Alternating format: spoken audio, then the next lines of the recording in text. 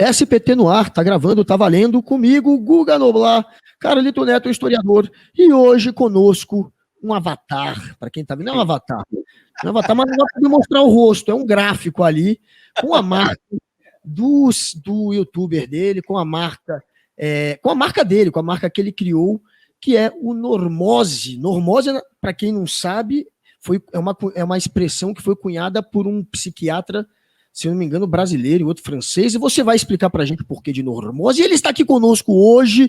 Para quem não conhece, ele faz vídeos muito da hora aí, com um olhar mais progressista, tentando te explicar aí coisas que vão da política, a história, passa por tudo, conhecimento geral. O cara manja demais e ninguém sabe quem é ele, né?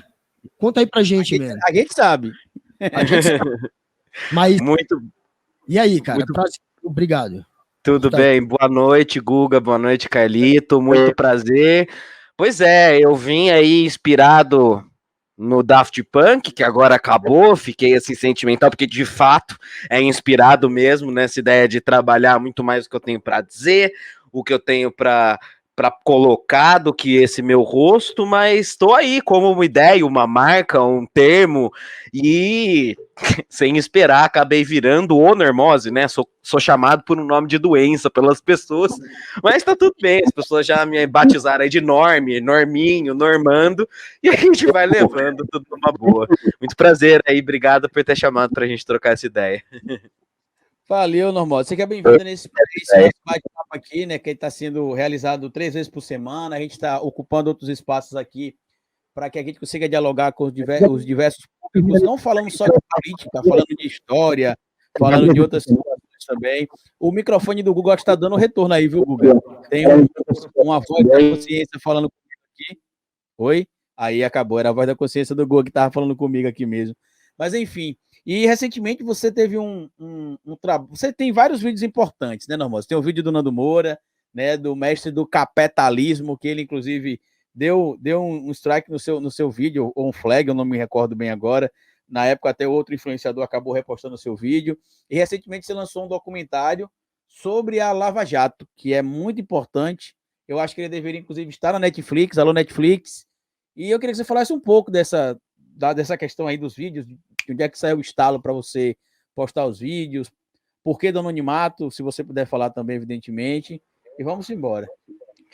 Então, começar, depois a gente pode até falar do nosso querido amigo Nandinho, né, que no final das contas, se olhar em retrospecto, eu tenho muito a agradecer, porque se teve alguém que me jogou para cima, foi o senhor Fernando, então a gente pode até conversar, mas a partir dali, o meu canal estourou a bolha, vamos dizer assim, eu comecei a viver disso e fazer cada vez mais vídeos e poder, eu sou professor de história, né, então poder deixar as minhas aulas para me dedicar inteiramente.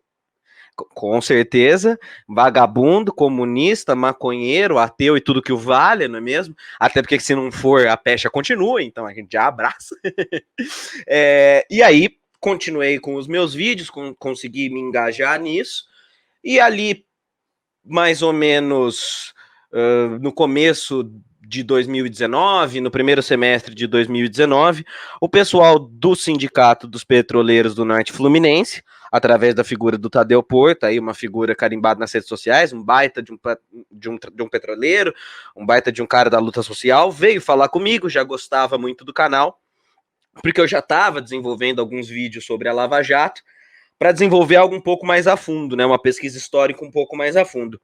Mas, a priori, era só um episódio de 20 e poucos minutos, que, como quem vai investigar a Lava Jato sabe, se torna impossível de falar sobre a operação em só 20 minutos, e eu começo a cavucar, isso vira 2, 3, 4 episódios, e no final das contas, eu acabei produzindo um material de 4 horas de documentário, que eu vou retomar desde a história internacional da interferência norte-americana pelo mundo na questão do petróleo, tanto internamente como se organizou a política das empreiteiras com a política institucional e como isso se deu lá na ditadura militar e depois entrando para a redemocratização e as empreiteiras se adaptando ao novo sistema que assim estava e tudo mais, chegando enfim na Operação Lava Jato e discutindo o espetáculo que foi feito, midiático, que muita gente hater comentou no documentário que era conspiração e coisa e tal.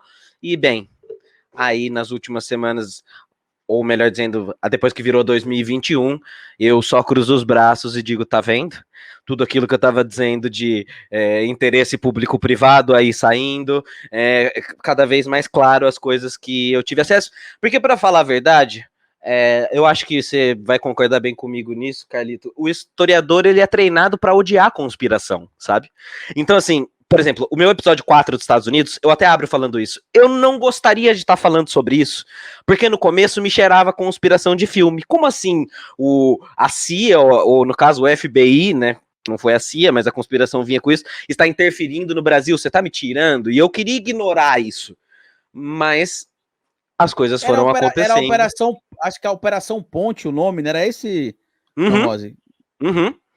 Mas se você for ver, e puxando o fio histórico, na verdade, a parceria vem desde o começo da década de 2000, até nos anos 90, né? Você tem os primeiros escritórios do FBI abrindo no Brasil no final da década de 90. Então, quer dizer, não era uma conspiração, e cada vez mais vai mostrando que a coisa era escancarada mesmo, tanto as parcerias internacionais, como as parcerias escusas entre juiz e procurador, e tudo que a gente tem visto depois da virada do ano, que sei lá, é risível, é deplorável, lamentável, não sei qual é o termo que a gente vai usar. E o documentário tá aí até para finalizar a minha resposta inicial sobre Lava Jato e a sua provocação para Netflix, já jogo aí uma ponta que, bom, ainda não tô na Netflix, queria poder falar isso, mas que o documentário parte 2 está vindo.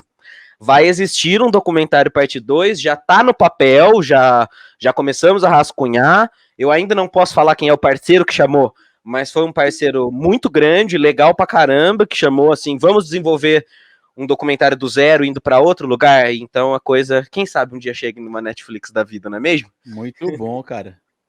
O Bob Fernandes, o grande jornalista Bob Fernandes, ele foi um dos primeiros a mostrar que o Brasil estava abrindo, estavam sendo abertas agências aqui, né, da CIA, eu acho que era da CIA, se eu não me engano, não sei se era FBI, dentro de alguns departamentos da Polícia Federal, acho que era uma coisa dessa. E também, quando vazaram agora, né, algumas mensagens da Vaza Jato, que a gente chama, e numa das mais recentes tem o Dallagnol dizendo que a prisão do Lula era um presente para a CIA, né, um presente da CIA, uma coisa dessa também. Mas você acha que também eu lembro de que o embaixador dos Estados Unidos no Brasil, ainda na época do governo Dilma, que ele deixou de ser, ele não é mais, não me lembro o nome, mas se pesquisar no Google vocês já acham isso. Ele também dizia isso antes até da Lava Jato realmente estourar e pegar todo mundo, que eles tinham ali como verdadeiros adversários a Odebrecht. E eu acho que o Lula, assim, não sei se era o Lula, se era a esquerda, mas a Odebrecht era um dos adversários que ele falava, né? Que é muito. E você vê que a Odebrecht foi um dos grandes alvos dessa operação. Mas, enfim, você acha que foi uma questão de querer favorecer empresas dos Estados Unidos? Ele também se queixava muito da influência que o Brasil tinha em países de terceiro mundo, em países africanos, e essa influência vinha muito dessas obras que eram tocadas pelo Odebrecht nesses países, então eles citavam o Odebrecht e a influência que o Brasil tinha em países de terceiro mundo. Você acha que, para você, é certo que essa operação ela está amarrada também em interesses norte-americanos? Bicho, essa é uma questão extremamente complexa de responder. Ih, acho que eu tô ouvindo um retorno, um sanduíche. Aí, agora foi. Essa questão é extremamente complexa de responder, porque se ela não for colocada de maneira correta, alguém pode achar que há uma defesa da corrupção ou uma defesa dos atos praticados pela Odebrecht, e por isso que até no documentário eu faço questão de fazer essa retomada histórica para compreender essa questão que você pergunta das indústrias. De maneira alguma, o que a Odebrecht fez, ou a maneira que a Odebrecht se organiza politicamente para comprar políticos, porque isso foi um fato e todo mundo sabe, é defensável ou algo do tipo. O que é estranho é que isso foi feito de maneira a demolir não só a empresa, como todo o setor de engenharia nacional do país. E que isso, inevitavelmente, trouxe empreiteiras gringas, empreiteiras de fora, para tomar esse espaço de poder. E que nada é garantido de que vai ter lisura nesse processo, porque são empresas gringas. Aliás, pelo contrário. E se a gente olhar ao redor do mundo, se a gente pegar o caso, por exemplo, do que foi feito com a Siemens, você destroçou a parte corrupta, tira todas as pessoas dali e preserva a empresa, toca a empresa. E aí quando você começa a olhar que o impacto não é só no Brasil, ou seja, a mesma coisa que aconteceu com a Odebrecht aqui, aconteceu com a Odebrecht em vários países da América Latina, as mesmas relações de destruição política estão acontecendo, começa a ficar inevitável não olhar para essa parte do hard power. Se ela é, de fato, toda uma articulação voltada para isso, não sei se a gente vai ter a resposta um dia, ou se os historiadores conseguirão chegar a um ponto. Mas o que a gente já sabe é que o hard power, que é, para quem não sabe, esse exercício do poder geopolítico de agir em outros países de maneira incisiva, é um fato. Então, Utilizando assim, o poderio bélico, sua influência, né? Exato. Então eu não consigo te responder se sim, no sentido maquiavélico da coisa, no sentido de criação da coisa, mas que sim, existe um interesse mercadológico de poder, que é o mercado do petróleo, que move guerras, que move a política, que move a história do nosso século, e que a gente está inserido dentro desse processo histórico. Eu acho que é mais por aí, né? E a gente precisa lembrar também sobre a questão da influência do Brasil em relação a alguns países de fora, alguns países do próprio Oriente Médio, por exemplo. O Lula deu uma entrevista, se não me engano, inclusive, Guga, para o Bob Fernandes, quando ele estava preso. Não me recordo se foi para o Bob Fernandes, que vai estar assistindo a gente aí e vai corrigir se eu estiver errado.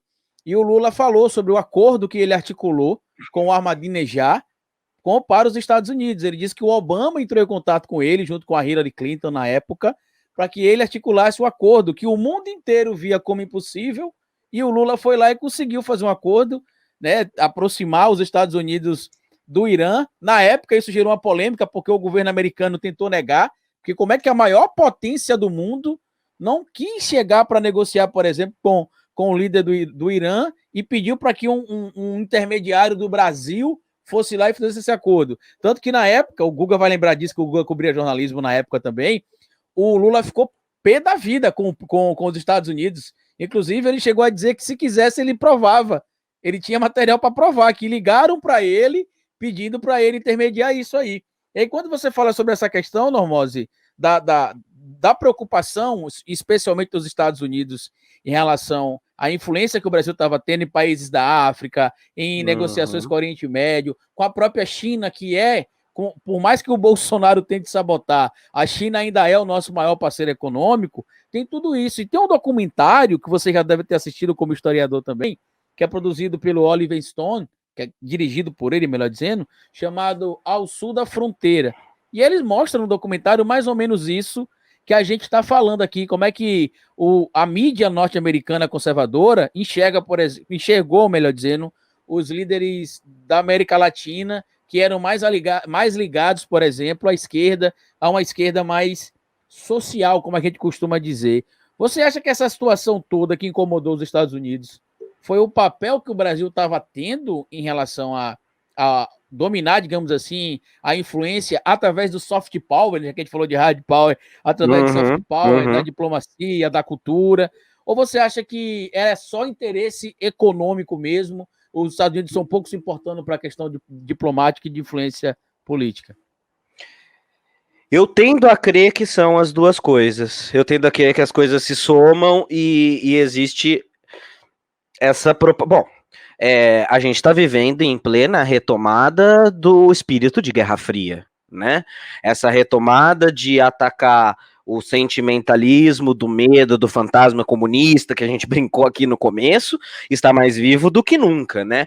E eu até discuto isso no documentário, que é bastante interessante, que em momentos chaves da história do século XX, esse mesmo dispositivo foi utilizado, que é qual? utilizar esse princípio moral de combate à corrupção para passar umas coisas político-ideológicas que outrora não teria cenário. Então, em nome desse combate, aí você vê esse movimento se repetindo muitas vezes ao longo do século XX, mesmo só aqui no Brasil, né? Você tem isso acontecendo pré-ditadura, você tem isso acontecendo logo pós-democratização com o Collor, e aí você tem repetindo isso agora, e aí eu acho muito importante a gente bater nessa tecla enquanto discurso progressista, não do bolsonarismo, mas desde o lavajatismo, que é essa destruição da moral política, porque para mim isso é bem claro, eu acho que isso é importantíssimo para 2022, que não há bolsonarismo sem lavajatismo. Então, portanto, tudo isso que a gente está vivendo é fruto dessa destruição de crença moral e de que ataca as bases do fazer político, né? E que coincidem, por isso que, de novo, não vou cair em conspiração de dizer, são os Estados Unidos malvadões e querendo manipular o Brasil e tudo mais, mas assim, o que é fato, nós somos um país que, para o olhar deles, um país cliente, subserviente, e que é para estar nessa condição. E se você voltar para 2006, quando a gente descobre o pré-sal, quando a gente começa a ser, abre aspas, o cara para o mundo, quando a gente começa a intermediar acordo aqui, acordo ali, a gente bate chega a sexta economia do mundo, e dali a pouco começa tudo isso, é difícil a gente, enquanto historiador, não fazer essa reflexão, ou pelo menos traçar esses paralelos de coincidência, né? Eu acho que é meio que por aí que eu tenho enxergado, sabe? Lá, nos Estados Unidos, na verdade, no mundo inteiro tem um movimento, tá tendo aqui retorno também, galera, só para avisar, mas nos Estados Unidos e também em outros lugares do mundo, a direita ela tem mais ou menos copiado uma mesma estratégia, né? Isso que a gente tem notado. Aqui, assim, quando eu observo o Olavo de Carvalho, a impressão que eu tenho é que ele é, na verdade, um cara que está traduzindo conceitos e discussões que já acontecem lá nos Estados Unidos, só tentando adaptar um pouquinho aqui para o Brasil, dando uma regionalizada de algum jeito, usando Saci Pererê de exemplo, mas no fim é a mesma merda. Você acha que, enfim, a gente está falando dos Estados Unidos, não que seja um movimento que partiu de lá, mas a galera está copiando, está se inspirando no que deu certo em extrema-direita de outros países. Por que está tão parecido, a estratégia é tão parecida?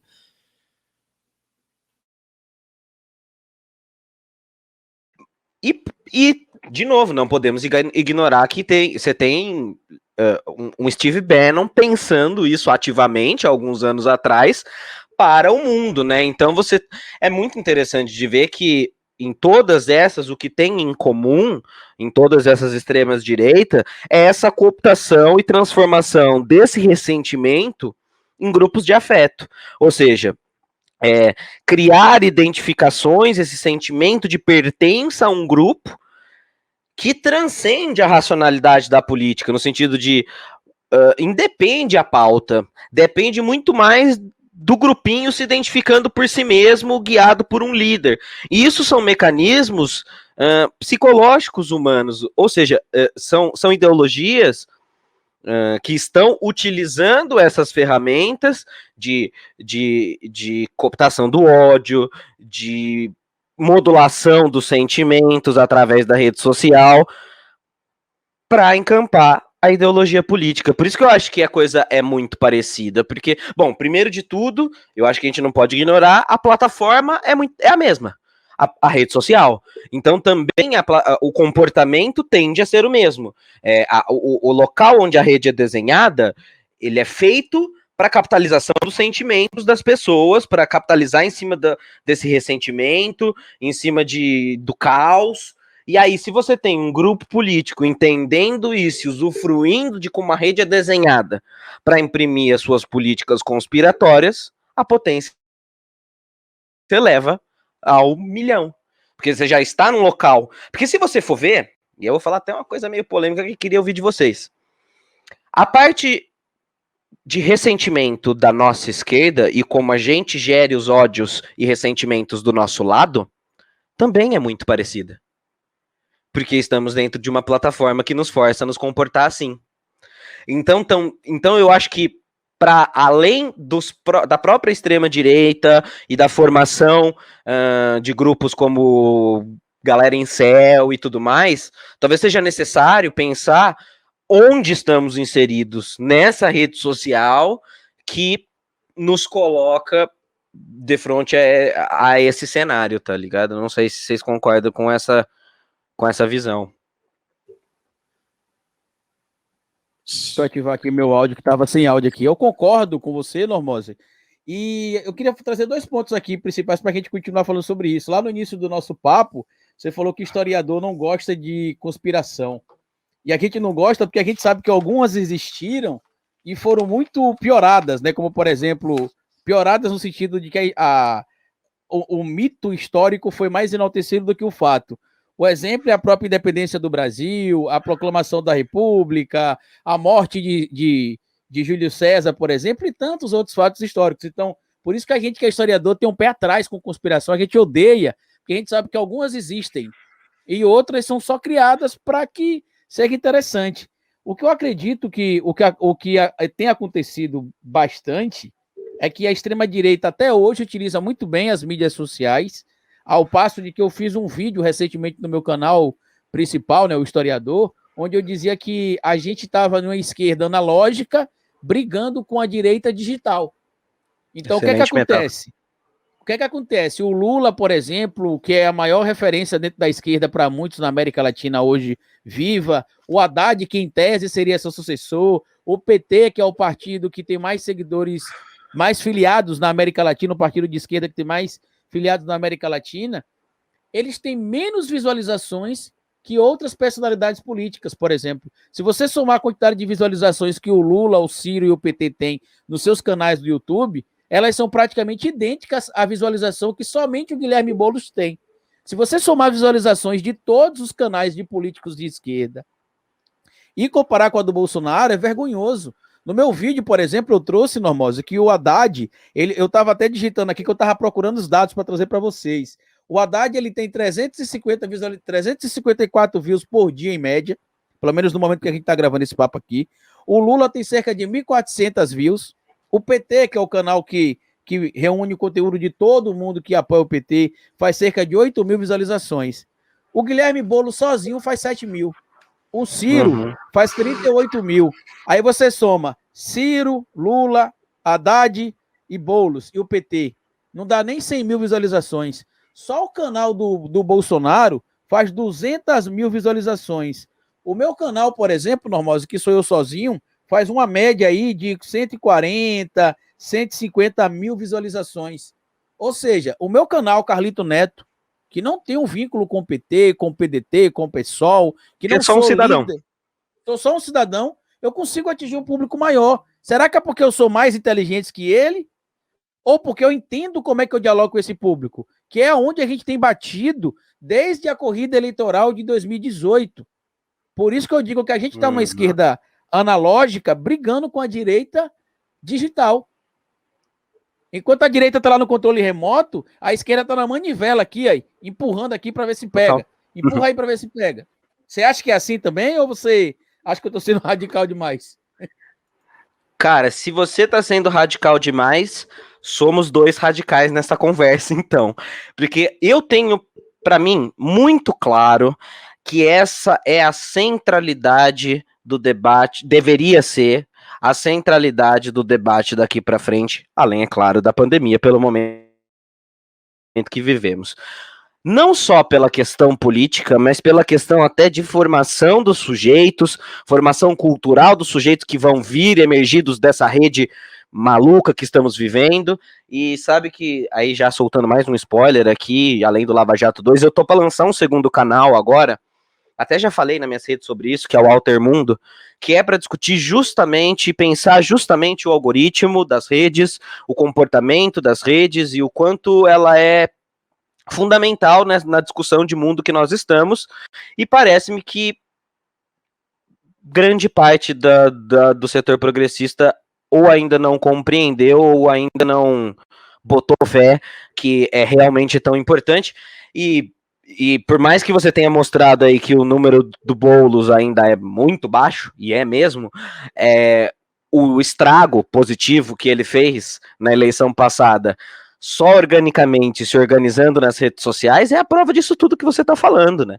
O quanto ele conseguiu pautar as redes, que é algo que o bolsonarista domina, né? De plantar um assunto que seja a discussão do dia e de que todo mundo vai olhar, e isso os bolsonaristas dominam com maestria e não à toa usam cortina de fumaça hora ou outra, só pra gente se perder numa minúcia e ficar lá maluco debatendo aquela minúcia, e aí pronto, pautou o dia. Isso eles dominam e a gente não conseguiu dominar. E agora, o ano passado, o Boulos veio e conseguiu fazer, claro, ainda tem muito trabalho a fazer, mas mostrou que a coisa é meio que por aí. A hora que você para e vai num podcast de jovens, a hora que você para e, por exemplo, foi lá jogar comigo, e aí isso fez com que um Felipe Neto da vida repetisse o mesmo formato, numa exposição gigantesca. Pô, essa ideia do Among Us do Boulos foi uma ideia pensada organicamente ali no chat, numa sexta-noite que ele tava ao vivo, eu joguei isso zoando no chat pra ele, a galera ali comprou, joga. Isso pautou o dia. Isso ficou simbolicamente da eleição. E, de novo, faço a mesma pergunta que você. É porque eu sou mais inteligente? É porque... Lógico que não. É porque, como o meu trabalho é esse, eu me dispus a ter que pensar em formas de comunicar isso melhor. E aí, é meio que quase natural que a gente que trabalhe com isso aprendamos um pouquinho mais do que as outras pessoas, só porque a gente tá focado nisso. Mas e tem aí, uma grande diferença, Normose, entre o Boulos e os outros. Quando você jogou lá, por exemplo, no comentário a informação, ele se interessou e foi. Em junho do ano passado, julho, não me recordo exatamente o mês, a equipe dele entrou em contato comigo e com outras pessoas que estão fazendo o que a gente está fazendo aqui. Eu não sei se entrou em contato com você também, para saber como é que a gente poderia colaborar para explicar para ele sobre como é que o Boulos poderia dialogar nas redes sociais, utilizar as redes sociais. E foi o único político, até onde eu tenho um contato, pelo menos, que procurou alguém disposto a entender o diálogo das redes, e o resultado na eleição de São Paulo é um soco no estômago da esquerda. Pare de ignorar a gente não quer disputar a eleição, a gente não quer cargo comissionado, a gente não quer presente de partido, a gente só quer que esse escroto que está na presidência saia, e que vocês, fazendo o básico, conseguem fazer isso. Eles procuraram você também para poder tentar ajudar de alguma maneira? Sim, cara, a assessoria deles é maneira demais, velho. Ele tem uma galera que troca uma ideia. Você vê que é uma coisa humana mesmo, que é o que é pra ser a política. Tipo assim, a galera que tá conversando contigo não tem aquele que burocrático, assim, sabe? Tipo, pô, você mandar uma ideia e a ideia ser considerada e ser levada pra dentro e tudo mais. De novo, não é que a nossa ideia é melhor. É que é natural que a gente que está dentro das redes teve que aprender a se virar. Eu tive que olhar para o meu trabalho como funciona as redes bolsonaristas, para que eu pudesse fazer meus vídeos, fazer as minhas análises, e isso faz com que, naturalmente, a gente se interesse por esse assunto. Então, por exemplo, nesse momento estou rodeado de livros sobre isso. Eu olho para a esquerda, tem um livro chamado Modulação das Redes. Eu olho para a direita, tá o Máquina de Ódio. Ali no canto tá o Like a War, a Weaponization of Social Media. Isso tem sido o meu mundo, os meus estudos, o que eu tenho pensado, né? Então, não é que eu tenha as respostas, mas que eu tô disposto a trocar essa ideia, porque eu enxerguei como uma centralidade, sabe? Eu acho que é por aí, não eu, né? Mas nós que acabamos vivendo das redes e vivendo, por exemplo, aquilo que a gente desabafa, pra quem não sabe o que, Carlita, a gente faz parte de um mesmo grupo de Zap, então todo mundo lá desabafando às vezes. Pô, o algoritmo mudou minhas regras e me cortou e eu não faço ideia do que tá acontecendo, não consigo mais falar. Toda essa discussão dos produtores de conteúdo que precisam se organizar, talvez enquanto associação, enquanto sindicato, porque tem os seus direitos cortados pelas plataformas de interesse econômico avessos aos nossos, tudo isso precisa ser colocado na mesa com urgência. Nem só pela questão que o ano que vem é 2022, mas pela questão de que isso tem impossibilitado ação dentro das redes, tem impossibilitado pensar a política, a imaginação política. Lá vou eu de novo com mais uma frase meio polêmica. A gente virou o novo reaça, no sentido da reação, no sentido de que eles pautam e a gente reage. No sentido de que eles dão as loucuras e a gente reage, a gente não propõe, a gente não tem um espaço. A gente está aprendendo a fazer isso desde 2018, para falar a verdade. Também não podemos dizer que não mudou, né? E aí, eleição do Boulos de novo aí. Mas eu acho que falta muito ainda para a gente parar de se perder um pouco no comportamento que a rede quer nos proporcionar, que é capitalizar em cima do nosso ressentimento, da nossa raiva do Bolsonaro, e ir para além disso, né? Eu acho que é por aí. Ó, eu acabei de receber agora aqui, desculpa rapidinho interromper, Google, eu vou deixar você falar, mas eu acho que isso que eu recebi aqui agora, por coincidência de uma seguidora, ela mandou várias mensagens aqui no Instagram, eu fui ver aqui, porque mandou tantas mensagens, e ela mandou, Normose, exatamente aquilo que a gente recomenda que a esquerda faça, que é levar a informação através de redes sociais, Instagram, Facebook, WhatsApp, Twitter, TikTok, e a extrema-direita faz isso de forma inversa. Eles utilizam essas redes, mas para desinformar. Ela acabou de mandar para mim aqui vários prints de informações que a mãe dela, por exemplo, ela disse ficar recebendo. Por exemplo, bomba, a Polícia Federal descobriu que o governador da Bahia desviou dinheiro. O governo mandou 370 milhões de reais para combater a Covid-19, porém o governo só compartilhou que gastou 45 milhões. O que é que vocês estão fazendo? A mesma coisa aconteceu com Ceará, Amazonas, Maranhão, São Paulo, Rio de Janeiro, Rio Grande do Norte, Pernambuco, Minas Gerais e outros estados do Sul e Nordeste. A Polícia Federal já está em cima deles. Só o João Dória, por exemplo, que declarou que recebeu 87 milhões de reais, recebeu 10 vezes mais. Só que ela mandou várias, eu não vou ler tudo, evidentemente. Mas é aqui que a gente está falando. Você lembra daquele quadro lá que o Boulos criou do Café com Boulos? Onde toda semana ele explica uma coisa, ele explicou por que ele não invade casa de ninguém, ele explicou o que é o Estatuto das Cidades, ele explicou o que é o MTST, ele explicou o que é que um socialista faz, o que é a função dele. É isso que está faltando, por exemplo, a esquerda fazer. Por exemplo, cadê agora as lideranças de esquerda para ir para a internet e pegar lá o documento? Esses dias eu recebi um print, Guga e Normose, de um seguidor me falando o seguinte: olha aí, vagabundo, maconheiro, que a gente tudo é vagabundo e maconheiro, né? Comunista, vagabundo, maconheiro, o seu presidente aqui, porque todo mundo é lulista aqui, ninguém pode defender a esquerda e fazer as críticas, não. Se você defende a esquerda, é porque você é petista safado. Mas, enfim, aí mandou um print, Guga e Normose, do Olerite, segundo ele, da aposentadoria do Lula como anistiado, que era uma aposentadoria de 57 mil reais. Cadê que os vagabundos como eu não falamos nada? Aí eu fui lá no portal da Previdência Social, primeiro eu fui no Transparência Brasil, peguei o Olerite normal e mandei, se não me engano, na época acho que era 8 mil reais, 7 mil reais, não me recordo bem o valor.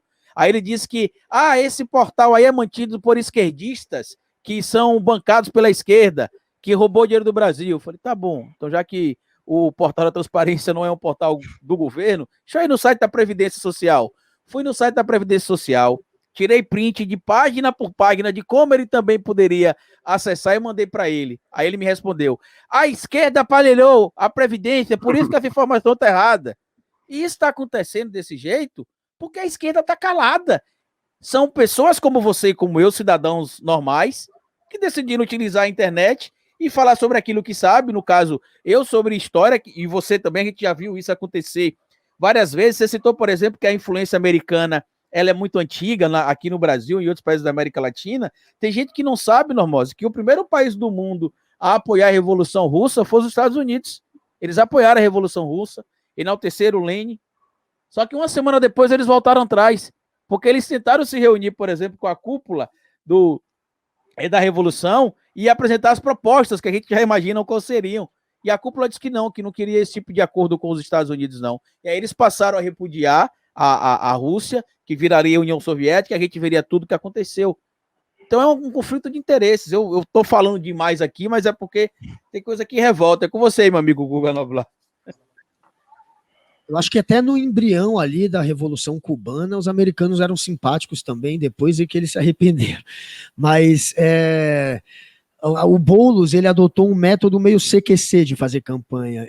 Ele, inclusive, copiou alguns quadros do CQC. Ele foi muito criativo, porque ele percebeu, ele sabe que para você chamar a atenção do jovem, da galera que está conectada às redes, você precisa, de certa maneira, lacrar. Não é só fazer aquele linguajar antigo das campanhas tradicionais, que só acaba falando com quem realmente gosta de política ou com quem é muito antigo. Então ele fez um linguajar muito mais, adotou um linguajar muito mais moderno, mas a direita, extrema-direita, já usa esse linguajar mais moderno, né? Memes e vídeos curtos, tentando, às vezes, só debochar, mas eles jogam muito baixo, né? A verdade é que eles fazem muito pro lado da difamação, do linchamento.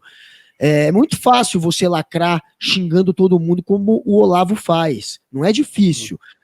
Eu acredito até que os algoritmos privilegiam esse tipo de conteúdo, né?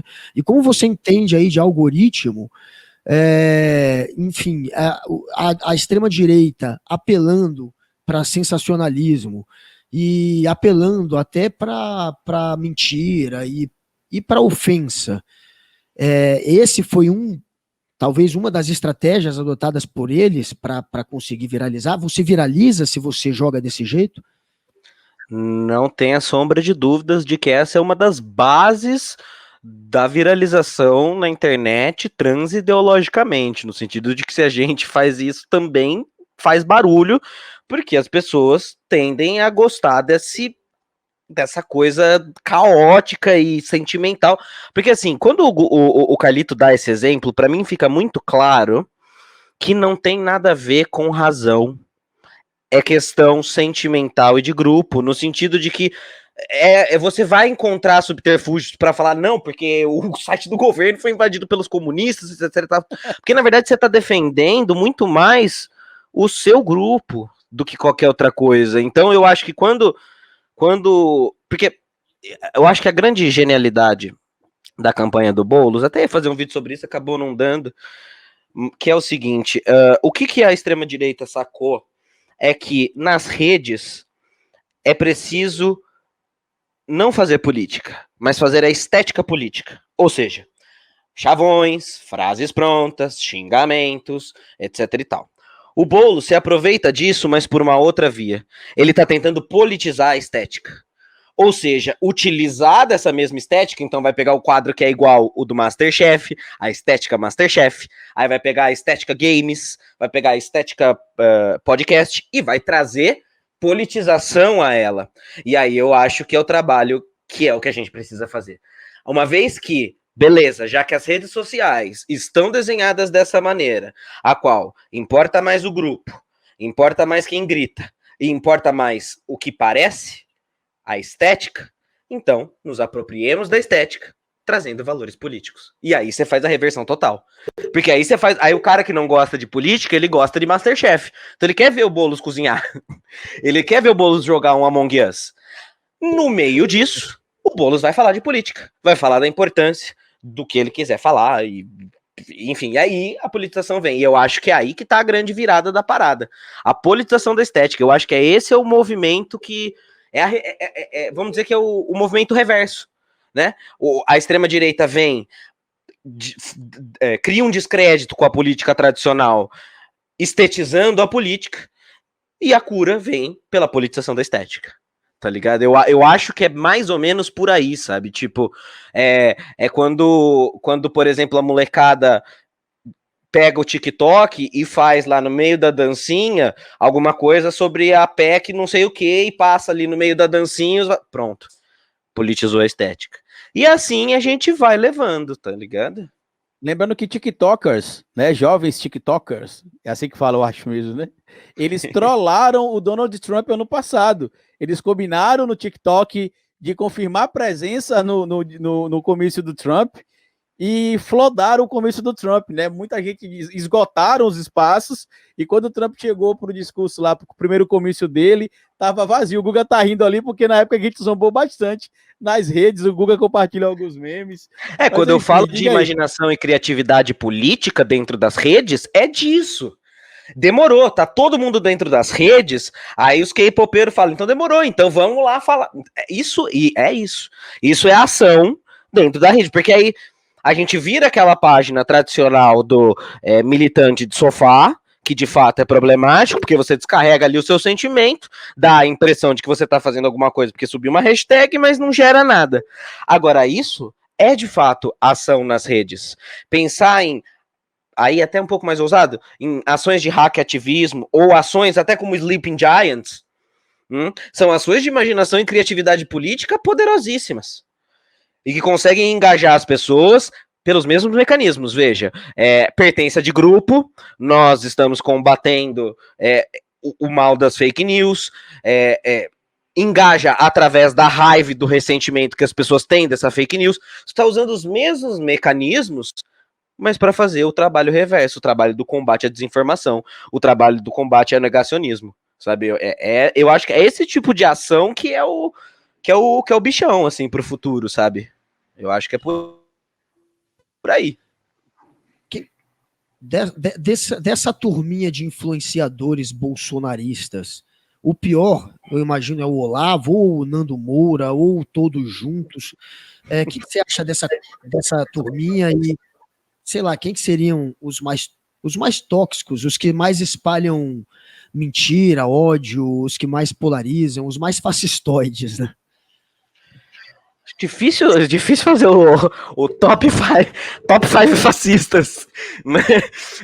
Mas, cara, eu acho interessante, primeiro, antes até de a gente colocar o nosso ranking, analisar que como é interessante o caminho autofágico do fascismo, de como o fascismo se autodestrói, quando a gente vê o futuro desses inimigos, desses amigos do bolsonarismo, que depois criticaram o Bolsonaro e agora são mais inimigos até do que nós de esquerda, né? Porque isso é clássico do movimento fascista, histórico até, de que essa perseguição aos traidores do movimento é tão forte e tão grande quanto aos comunistas, os teoricamente verdadeiros inimigos. Então, se você pegar o destino do nosso, desde o começo citado, Fernandinho, o cara hoje é tido como inimigo do Bolsonaro. E é muito doido, porque ele é inimigo do Bolsonaro com o mesmo discurso e pretensão de mundo que o Bolsonaro tem.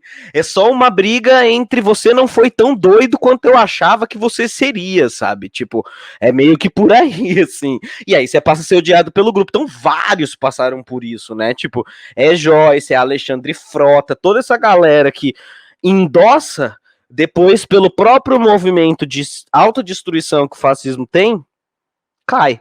Mas eu acho que hoje o top continua sendo... eu tenho muita dificuldade com o Bernardo. Bernardo, pra mim, é um dos que mais, assim... Porque o Bernardo, ele parece que acredita naquilo, sabe? Ele é um cara que vai até o fim.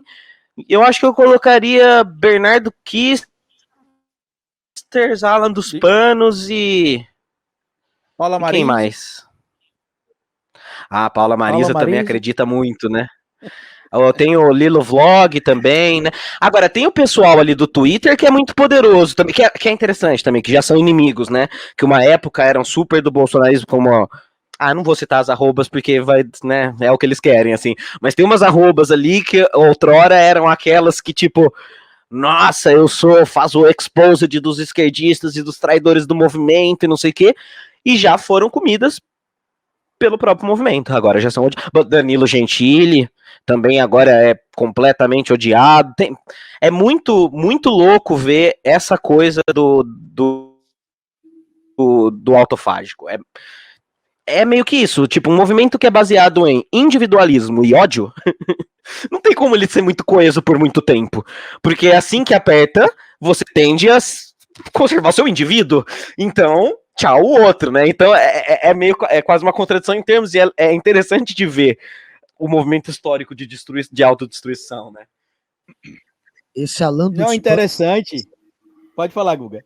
Você vai falar, é um pangarece, cara. Ele e o Bernardo Kister já viviam me atacando no Twitter, mas eles estão meio por fora de lá, né? Faz um tempo. Mas, enfim, são dois dos que eu colocaria também. E talvez o Roger também, né? Apesar dele. O Roger do Traje, pelo amor de Deus, outro cara que fala muita merda. Mas enfim, vai lá, Carlito. Mas assim, o Roger. É a prova de que nem todo Alguém mundo liga pro tem Roger? O QI Roger impacta ainda? Porque o Roger impacta, porque eu sei que o Bernardo impacta. o Alan impacta, assim, no sentido da desinformação, tipo, pauta o dia, pode... O Roger ainda é relevante? Ou ele é só o guitarrista do Danilo Nem Gentili? como artista, porque a última música que ele tocou, que fez sucesso, faz 20 anos, eu acho que é aquela Me manda um lá, me manda um oi, pra onde você vai. Ou seja, tem 20 anos que ele não consegue nem lançar uma música de sucesso. Então, nem como artista ele consegue Não, é destaque. importante pontuar aqui que ele também faz sucesso toda a Páscoa com aquele tweet dele revivido que é: pessoal, vocês sabiam que comprar uma barra é muito mais barato do que comprar um ovo de Páscoa? Mostrando aí todos os seus 200 de QI, que desde 2010 aí alguém dá RT nesse tweet maravilhoso do Roger aí, nosso guitarrista mais inteligente do nosso país. Dá orgulho. E sobre a questão que você falou aí da galera que apela pro emocional, acho que por isso que as fake news elas têm tanto sucesso. Lá no próprio documentário da Cambridge Analytica, um dos representantes da Cambridge Analytica disse que o problema dos políticos no mundo é imaginar às vezes que a política é racional, e a política não é racional, ela é emocional. Tem muita gente que não vai recordar, Normose, mas acho que você vai recordar os primórdios das fake news, que lá em 2008, 2007, ainda na época de Orkut, transição ali para Facebook, você tinha a seguinte notícia: Luan Santana morre tragicamente em acidente. Aí você clicava no link lá do Facebook ou do Orkut. Quando você clicava, era direcionado para uma página do Flogão, de alguém que queria ter acesso no Flogão. Para quem não sabe o que é o Flogão, gente que está ouvindo a gente hoje aí, é tipo o Instagram da minha época e da época do Guga Noblar aí. Tinha conta grátis que você podia postar até 5 fotos por dia e tinha conta gratuita, paga, que você podia postar até 30 fotos por dia. E por causa dessa situação de apelar aí pro emocional, pro sentimental, eu queria citar um cara aqui que, por exemplo, já que a gente falou da Paula Marisa, a gente podia falar dele, que é o Sandro Rocha. Para quem não sabe o que é o Sandro Rocha é o policial miliciano do Tropa de Elite, né, que para fazer rir, quem quer rir tem de fazer rir, e que no Tropa de Elite 2 é o miliciano lá, por exemplo. Ele começou apoiando o Bolsonaro, né, pró-Bolsonaro. A Paula Marisa tentou surfar na onda defendendo ele. No mesmo dia que ela fez um vídeo defendendo ele fez um vídeo esculachando ela, e ela fez um vídeo chorando, dizendo que não sabia que ele era escroto daquele jeito. E hoje ele vive nos Estados Unidos compartilhando as teorias QAnon. E por que ele compartilha a teoria QAnon? Porque é muito mais fácil para uma pessoa, por exemplo, acreditar que o Lula recebe 60 mil reais de aposentadoria de anistiado, porque alguém posta a imagem na internet, do que ele se dá o trabalho de acessar o site da Previdência, de olhar passo a passo, porque é muito complicado. O Felipe Neto, há um tempo atrás, criticou, por exemplo, os chamados paywall, que é o seguinte: Bolsonaro tem segredo revelado, aí você clica lá na matéria para ler. Aí quando você clica lá, sobe uma barreirinha aí, seja assinante por apenas R$ 2,90 trimestral. Quer dizer, você não está dando acesso à informação verdadeira à pessoa da mesma maneira que ela recebe informação falsa, por exemplo. E quem manja, Normosa, de publicidade, a gente já estudou, como professor de história, a gente precisa estudar sobre fascismo, nazismo e até mesmo comunismo stalinista, a gente vê que eles eram mestres na publicidade e propaganda, cara. Você acha que falta um pouco disso hoje também? Como você citou a questão do Boulos, aí o Boulos entendeu. Você acha que é só como dizem? Porque muitos políticos que eu converso, eles entendem. O que eu acho, às vezes, é que falta realmente interesse deles em botar isso para frente.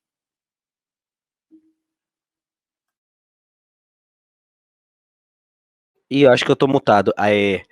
Eu não consigo entender exatamente o que motiva não se engajar nesse debate tão importante, vendo o resultado que ele tem dado, mas antes até de responder essa parte dos políticos, eu, por coincidência, hoje à tarde, logo antes da gente começar o nosso papo aqui, eu estava escrevendo um roteiro sobre paywall, justamente pensando sobre as problemáticas que o paywall dá e como ele acaba sendo um pouco o pai da fake news, assim, né? Porque, o primeiro de tudo é isso. Se você pensar na história da imprensa, desde o início, o que vendeu mais foi folhetim de fofoca ou da vida dos monarcas. Tô falando do século XVII. A gente tem uma coisa pelo interesse à vida alheia, a gente tem uma coisa pela fofoca. Aí se você puxar para cá, você tem lá na década de 50 até 80, 90, você tem lá como é que é? Notícias populares, lembra que tinha umas notícias absurdas do bebê demônio no teto do ABC e tudo mais. Então, quer dizer, tô falando tudo isso para que existe e continua existindo um mercado de notícias falsas.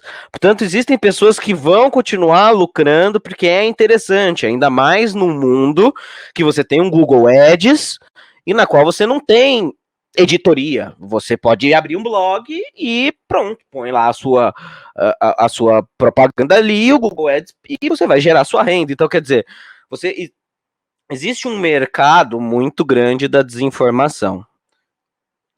Falo isso para que a gente possa pensar lá na frente, porque que talvez não se mude e haja um limite para isso.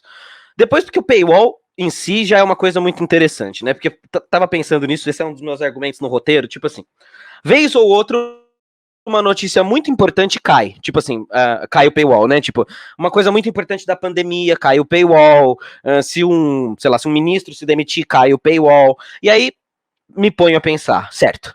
Então essas notícias são muito importantes e caem o paywall. Isso automaticamente quer dizer que todas as outras não são tão importantes assim? Isso quer dizer que o jornal está cobrando para que eu assine para ler notícias que nem são tão importantes assim?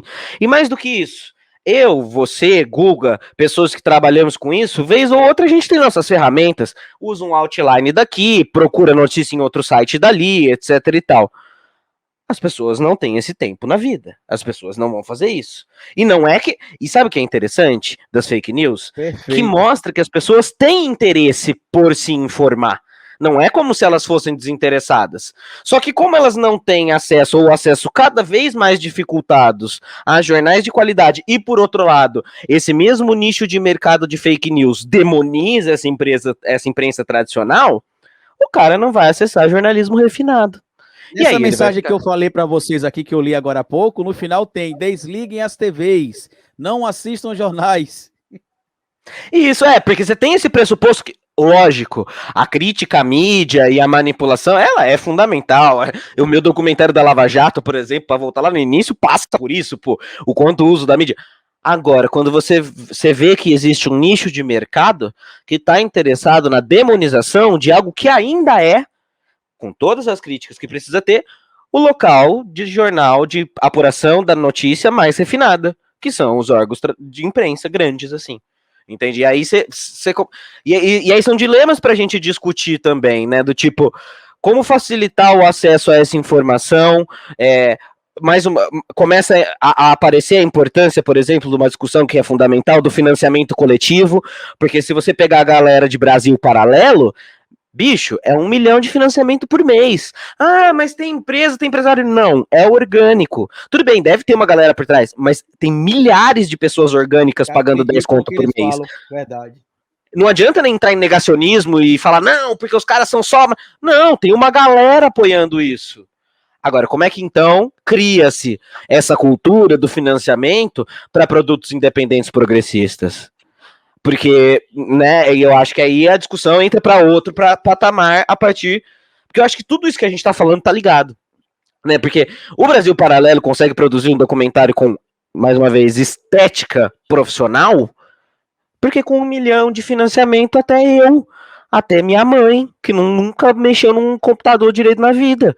Entende? Tipo, é uma questão muito mais do que ideológica, muito mais do que qualquer coisa, é uma questão material. Ainda estamos no império do dinheiro. Eu ainda peno para contratar, por exemplo. Por sorte, é a primeira vez que eu tenho uma equipe, aquilo que a gente estava falando no WhatsApp e tudo mais, eu faço isso a partir do meu financiamento coletivo. Eu tive que me desdobrar. A gente até conversou sobre isso esses dias. Exato, porque eu tô penando. Porque o que eu fiz? Eu apostei, contratei a equipe e eu tô usando hoje todo o meu Catarse para contratar a equipe. E eu tenho vivido de um dinheiro que eu economizei no ano passado para apostar nisso. Ou seja, eu estou vivendo do osso do caroço, apostando no meu trabalho. E não é que eu estou pedindo para que tenha 1 milhão de financiamento. mas para pensar em como essa cultura do financiamento coletivo é poderosíssima, porque ela nos permite uma independência, uma autonomia que, cara, não tem precedentes, porque aí dane-se se o algoritmo não entregar, se a bolha quiser boicotar, ou qualquer coisa do tipo. A gente tem uma estrutura muito maior, então também tem essa fita, né? Lógico. Perfeito. Money. Ó, você falou do Notícias. Não tem jeito. Notícias Populares era fantástico, jornal que marcou época.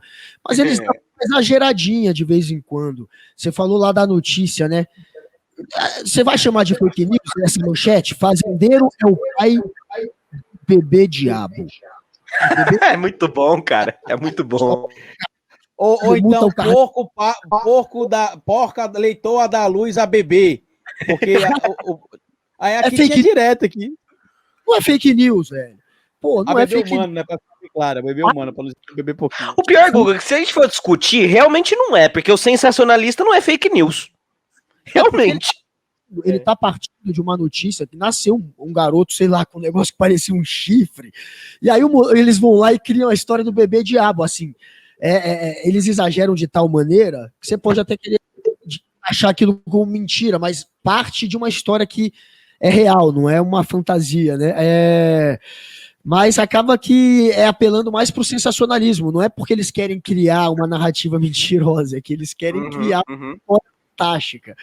E aí os caras acabam apelando dessa maneira, é muito louco. Esse é o famoso bomba hoje que a gente vê na esquerda brasileira, que você vai no YouTube, eu sou de esquerda, mas eu tenho de falar que o que você mais vê hoje nos canais de esquerda da internet são terroristas, que eu costumo brincar, que tudo é bomba. Urgente! Mas o gente é leve, né?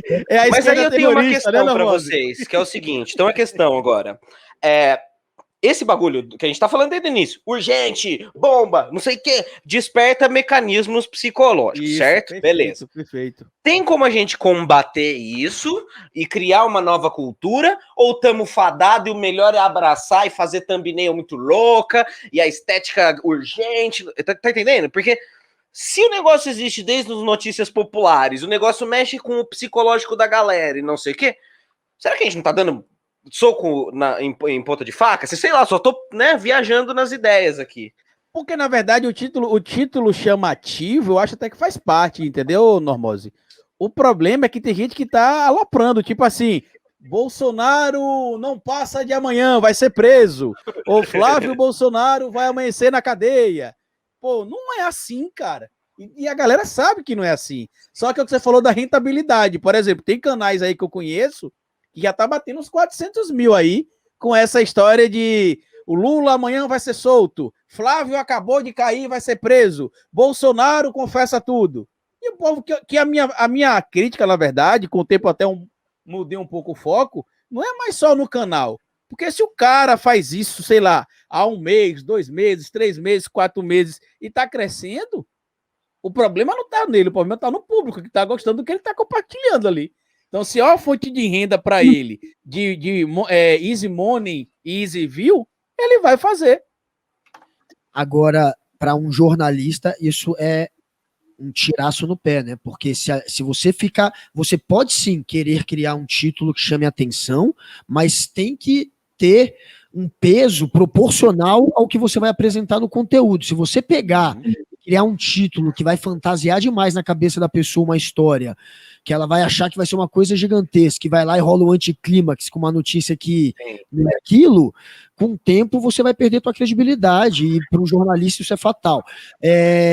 Se você quiser se aproveitar dos algoritmos que acabam espalhando mais esse tipo de conteúdo, você tem que ser claro com o seu público.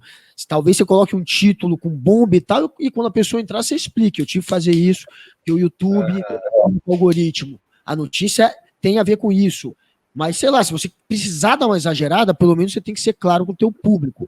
Eu acho que se quiser fazer esse jogo, que faça da maneira mais transparente. Eu acho que é por aí. Concordo totalmente. Eu acho que, assim, o sensacionalismo faz parte, a notícia tem que ser chamativa. Eu falo isso porque, às vezes, eu enfrento aqui problemas que eu acho que o Normose também deve enfrentar. A gente faz uma pesquisa fodida, desculpa o termo, para poder fazer um vídeo. E aí lança o vídeo com o título que é de acordo com o assunto Que é do o vídeo. título. É.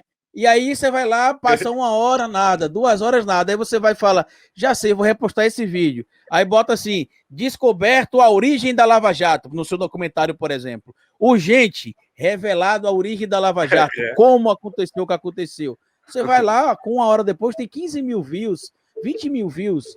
Então, o Guga falou uma coisa que é importante. Eu até estava lendo antes de começar a nossa live aqui, algumas pessoas comentando que eu fiz algumas críticas a portais que estão basicamente só lendo notícia e girando a roda, só para que a roda não pare, ao invés de tentar trazer algo realmente para acrescentar. E muita gente está falando, Normosa, que tem que começar a deixar de seguir canais que basicamente têm ido na roda gigante.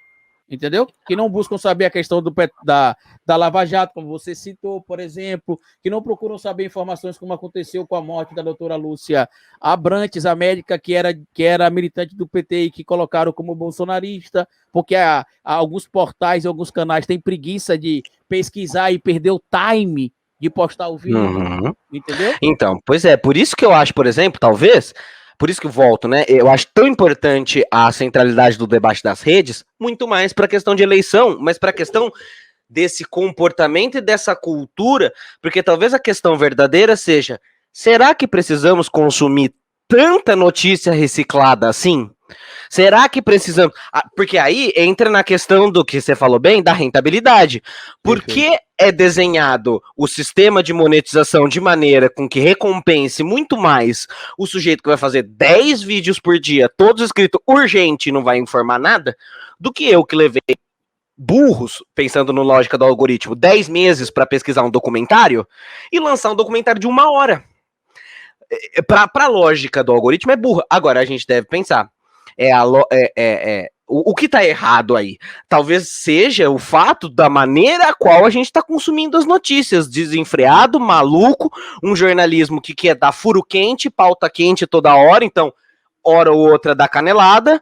Só que por quê? Porque é um sistema que gira em torno disso. Se você não for o primeiro a dar a notícia, você já perdeu o clique. Então é aquela caça-clique. E aí entra nessa cultura maluca. Então, eu acho que talvez seja dar um passo para trás e olhar para esse tipo de hábito que estamos criando em consumir as coisas loucamente, desenfreadamente, gastando toda a nossa atenção possível em bobeira, sabe? Porque também fiquei pensando assim, quando o Guga falou, é bem tipo...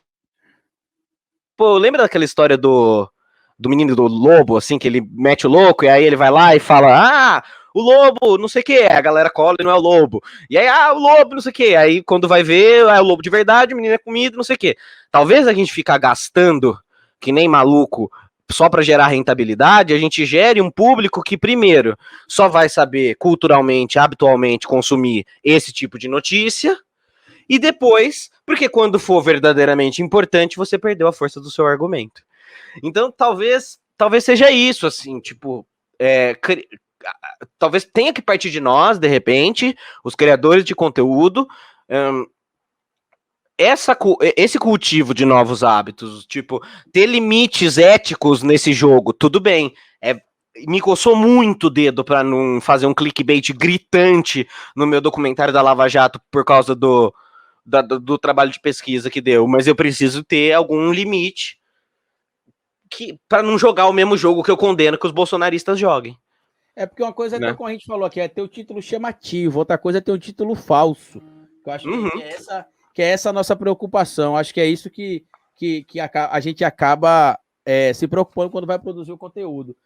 A gente já está chegando no final do nosso bate-papo, Normosa. Eu vou comentar só uma coisa aqui que eu estou repetindo diversas vezes, que no meio da questão de influencers, de influenciadores, tem muito a questão dos números, né?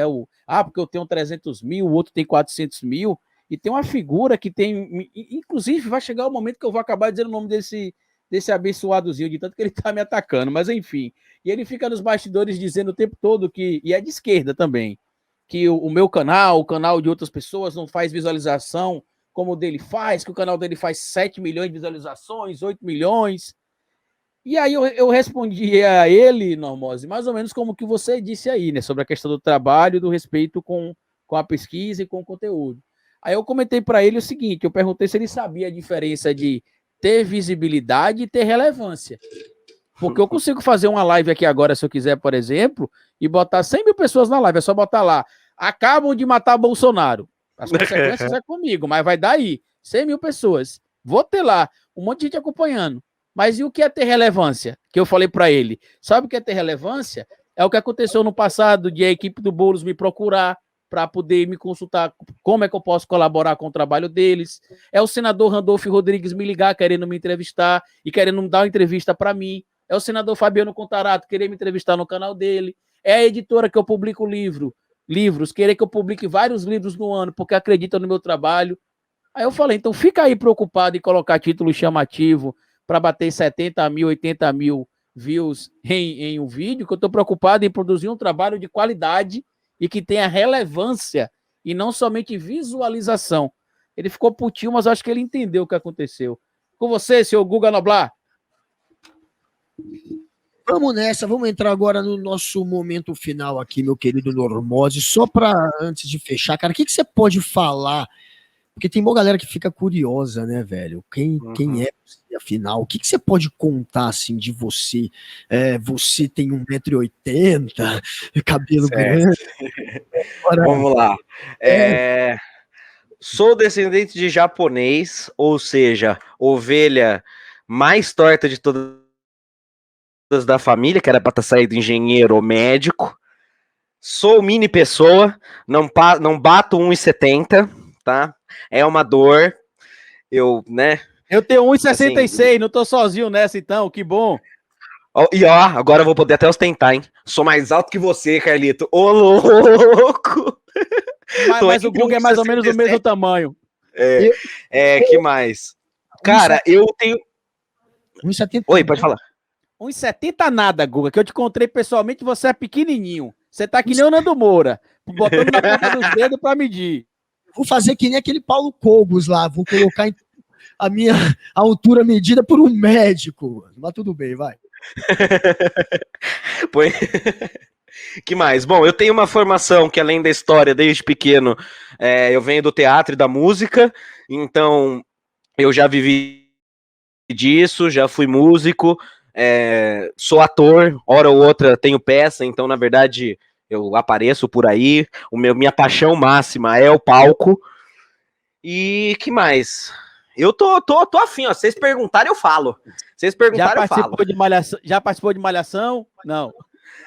Não. O máximo que eu estive na TV na TV foi, na época de teatro, fazer algumas coisas para musical da Disney, mas ainda bem que não passei. Mas você, então, é do meio da artes cênicas. Você vai, uma hora, se revelar e mostrar que você, inclusive, é uma pessoa que se expõe por ser um artista, então.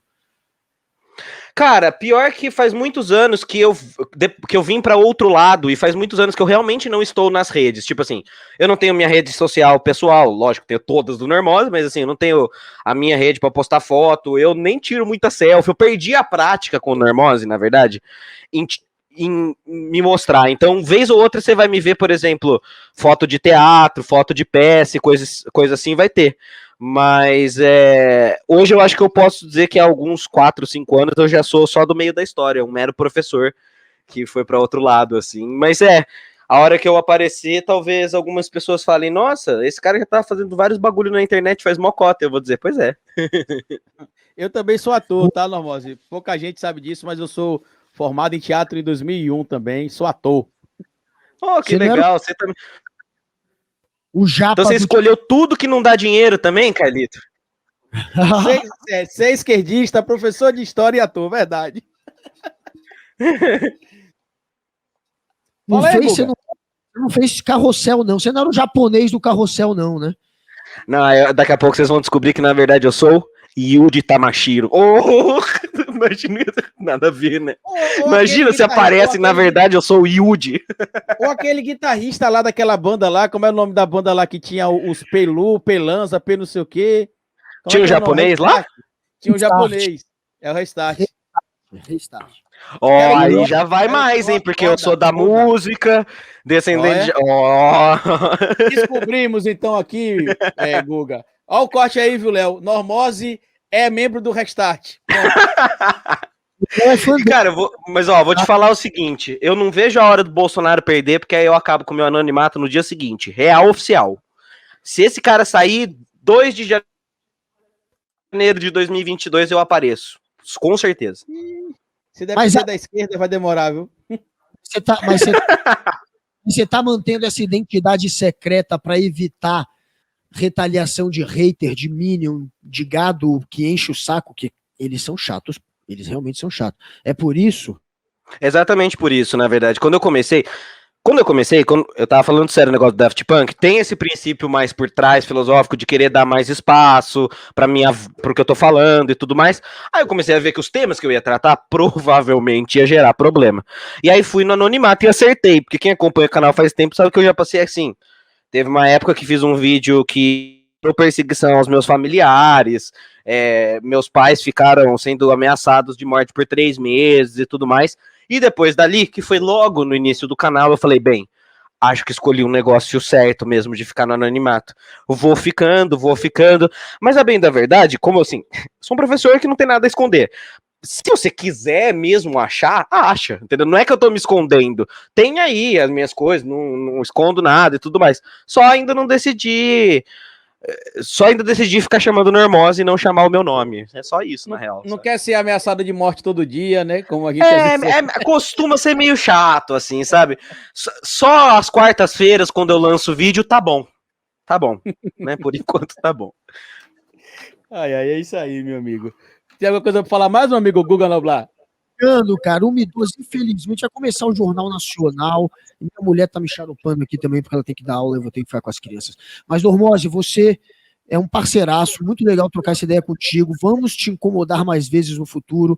E, pô, vamos qualquer hora aí também, quem sabe, fazer uma parceria. A hora que você precisar de mim, você me avisa. Qualquer hora também eu te aviso. Tamo sempre junto, mano. Muito legal te conhecer. Você é um cara muito interessante de conversar. Seus vídeos são realmente... Tem um conteúdo foda. E você é um cara muito maneiro.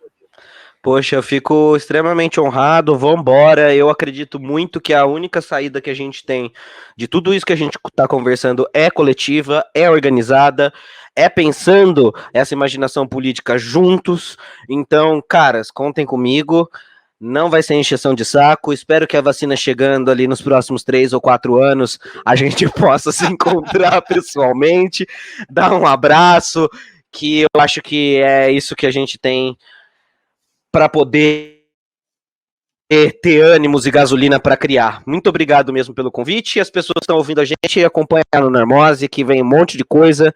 Vem a minha Twitch, vem canal novo, vem documentário da Lava Jato. Bichos, eu tô trabalhando pra caceta e tô tentando. Imagino que vocês também. É o que resta, não é isso? Então, muito obrigado. Isso, em breve tem o nosso videocast também presencial. A gente tem um videocast aqui no YouTube para quem quiser ver esse papo e ouvir. A gente tem um podcast que é publicado no Spotify também. Se inscreva lá no Spotify, no nosso podcast. Se inscreva aqui no canal Sem Politiquês Podcast, se você ainda não é inscrito também. E antes de encerrar, eu queria agradecer ao Normose e dizer que a identidade dele é tão secreta que eu e o Guga sabemos quem é o Dead Conscience e sabemos quem é o Bolívia Zica. Agora é ex-Desimpedidos, ele tem o próprio canal dele, o canal 21, Camisa 21, mas nem nós sabemos quem é o Normose. É isso aí, meu povo. Top secret. É nóis. Não, então, não, eu vou fazer até o seguinte, só para deixar a galera que tá ouvindo a gente aqui no finalzinho, na curiosidade. A gente desliga, termina o papo, e já que o Ded já me viu, eu até ligo o webcam pra vocês, e vocês me veem. Aí, ó. Outro anônimo que a gente vai saber a verdadeira face, Guga. A gente teria que começar a revelar e cobrar para revelar, Guga. Quanto é que vale para revelar o Ded, para revelar o Bolívia? Ia dar um up no canal, né? A gente ia equipar bacana o canal. Olha, se revelar pro Bolsonaro, então ganha uma nota, hein? Mas é isso aí, gente. É isso aí. Muito obrigado. Se inscreva no canal, acompanhe o nosso podcast. Grande abraço. Até o nosso próximo vídeo. Valeu, falou e tchau!